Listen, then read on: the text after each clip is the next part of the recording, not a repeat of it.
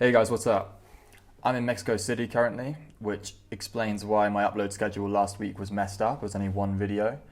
I will try to get back on track, but given my location, you can probably tell that I'm traveling again, backpacking for the first time in a year and a half. I left Australia in like August 2020, and I was stuck in the UK mostly due to COVID, mostly due to trying to reorganize myself after the COVID situation caused a lot of troubles for anyone who was traveling at the time. But back on track now. Mexico is a very kind of easy place to get into at the moment, so that was cool. Even with this whole Omicron situation evolving, it was pretty simple getting through the border, to be honest. I want to talk about my general thoughts of Mexico. I usually obviously only talk about like style and self-improvement, but I'll do a travel vlog just for this occasion. So I'm in a flat, which is cool. Got out of the hotel. I was in a hotel for a couple of days. General impressions of Mexico so far are very, very positive. I've only had like one odd, weird moment, and that happened in the airport on landing. So Mexican people in general are extremely friendly. I must have I managed to cross paths with the only like rude and annoying Mexican person I've ever encountered so far in the plane, sitting in front of me. And we got off the plane and we were going to immigration, and like the bit between the plane and immigration before you get to the immigration queues, I've always viewed that as kind of a free-for-all. Like, you basically just walk as fast as you want to get to immigration, and it doesn't really matter if you pass other people, etc. You're just kind of getting to immigration, and then there are queues, and then you queue up where you're supposed to. This guy was messing around with his like luggage, and it had one of those, like a wheeled luggage thing, and it kind of went off its wheels. So he stopped to correct it, and I walked around him, and he was like, "Dude, you're not in London anymore. This is Mexico. Get behind me." And I don't know, I was completely thrown off by this incident. It was really weird. Never had that happen before in immigration, but we'd just been on an 11-hour flight, and he was clearly living in London. So maybe he picked up some bad habits from other English people like myself, being a bit cranky and rude in airports.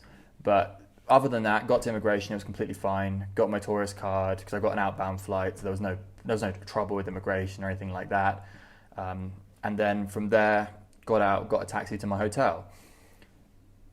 Pretty like spooked, I guess, in the first couple of days, entirely because I had like the wrong impression, I think, of the city. People talk about Mexico City, people say it's kind of dangerous, and I met a load of people in England who had stories about getting mugged in Mexico City and things like that. It's been completely the opposite experience for me, and because I've been staying in like the safest, nicest parts of the city. So I've been staying in Roma and Condesa, and now I'm in Chapultepec. I can't even pronounce the name of it properly, but it's like next to Condesa, and these are well known as like the nicest neighborhoods and like the tourist areas essentially, but they're also the safest places to stay. And yeah, everyone's been super friendly, super nice. Every time I go like to buy anything, everyone's super helpful, even though not everyone speaks English, and I don't speak a lot of Spanish. I've actually made it a goal for this trip, for the 3 months I'm tripping around, that I'm going to try and learn Spanish.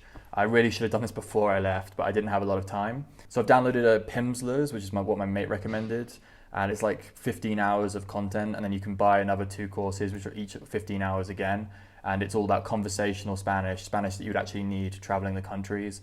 I've also had a Spanish teacher that I found here, which I'll get into later, like an unofficial Spanish teacher. But also, on top of that, I'm kind of picking up like what you need to say in cafes and shops, because typically they say the same things. So that's where I'm first learning like how to listen to conversational Spanish and pick it up. But obviously they speak very quickly, and the masks do not help at all as well. So it's been tough, but I'm learning, especially just kind of picking up the words I need to know so I can sort of understand what's being said to me. I'll get there eventually. I have kind of an ear for languages. I've never really applied myself. So hopefully I can pick it up in the 3 months or so that I'm moving around Spanish-speaking countries. Accommodation was very easy to find, it turns out. The hotel I'd used just to get over jet lag, essentially, and because I wanted somewhere like a base to start off with. But finding an Airbnb was remarkably easy, especially in the areas that I wanted, in this nice residential, safe neighborhood. And my priorities are Wi-Fi and location. That's really all I care about, and I got both of those pretty easily for a decent price, so that was great. The Wi-Fi is actually better than back home because I live in rural England, so the Wi-Fi is terrible.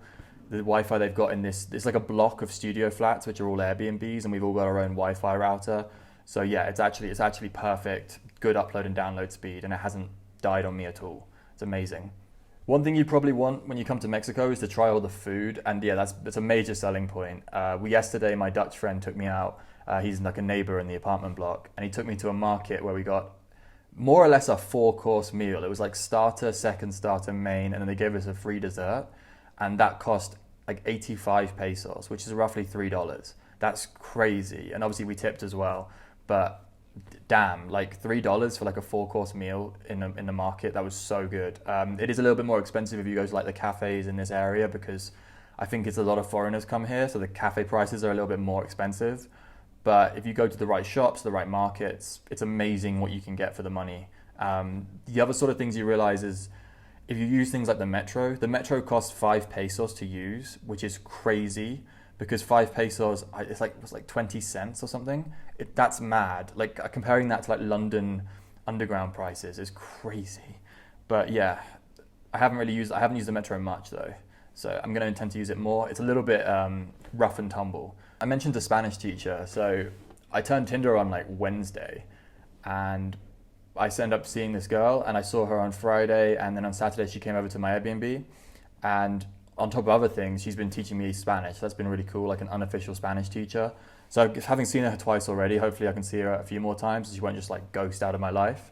But it's really good that like the first girl I dated here have really good English and also be able to like teach me as well. So that's cool. Bit of language exchange. That's what you see on Tinder. You see like the girls put language exchange if they're interested in meeting foreign English speakers. So that's cool. Yeah, but Tinder's fairly easy for me at this point. So I know even though like in a country where you don't always speak the language of the girls you're talking to, you are going to expect like a higher, like you'll get more matches and less meetups, because I spoke to this girl and she said it's kind of tiring to speak in a different language for like a date when you're meant to be out having fun.